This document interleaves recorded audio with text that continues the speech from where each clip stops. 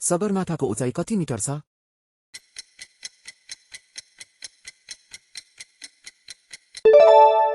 सही उत्तर हो 8848.8 छ। नेपालको सबैभन्दा ठूलो जिल्ला कुन हो?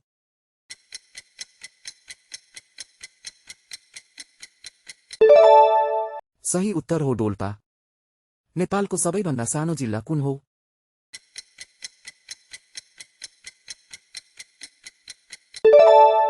सही उत्तर हो भक्तपुर।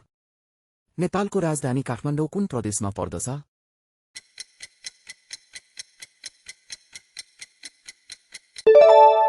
सही उत्तर हो बागमती प्रदेश।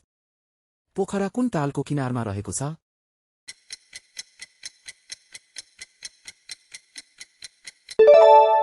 सही उत्तर हो फेवा। हाम्रा रमाइला र शैक्षिक बालपुस्तकहरू अमेजनमा उपलब्ध छन्। आजै किन्नुहोस् र तपाईको बच्चालाई नेपाली भाषा र संस्कृतिमा समृद्ध बनाउनुहोस्।